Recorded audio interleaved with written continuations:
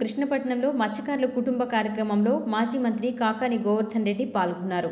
ఈ సందర్భంగా ఆయన మాట్లాడుతూ గతంలో మత్స్యకారులకు వైకాపా ప్రభుత్వం న్యాయం చేస్తుందని తెలిపారు.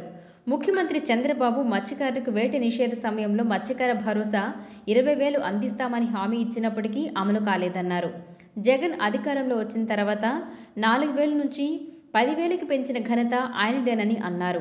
అదేవిధంగా సముద్రంలో గల్లంతైన మత్స్యకారులకు పరిహారాన్ని 10 లక్షలకు పెంచారన్నారు. కానీ సీఎం చంద్రబాబు పాలనలో మత్స్యకారులకు భరోసా లేదని ధ్వజమెత్తారు.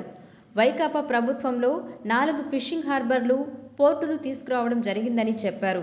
రాబోయే రోజులలో మత్స్యకారులకు అండగా నిలబడి వారి సమస్యలు పరిష్కరించడంలో కృషి చేస్తామని తెలిపారు. ఈ కార్యక్రమంలో మాజీ జెడ్పీటీసీ నెల్లూరు శివప్రసాద్, నాయకులు రాగాల వెంకటేశ్వర్లు, పోలయ్య తదితరులు పాల్గొన్నారు.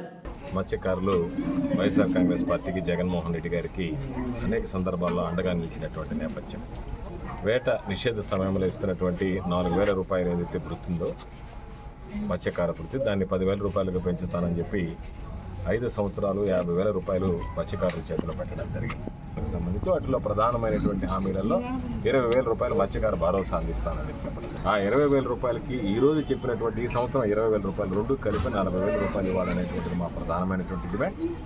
మత్స్యకారుల అభివృద్ధి మీద, మత్స్యకారుల సంక్షేమం మీద ప్రత్యేకమైనటువంటి దృష్టి పెట్టి ఈ ప్రభుత్వం ఏదన్నా మత్స్యకారుల పట్ల వ్యతిరేక విధానాలు అవలంబించినా, మత్స్యకారులకు ఇచ్చినటువంటి హామీలు నిలబెట్టుకోకపోయినా మత్స్యకారుల పక్షాన నిలబడి పోరాటం చేయడం జరుగుతుందని చెప్పి ఈ సందర్భంగా తెలియజేస్తూ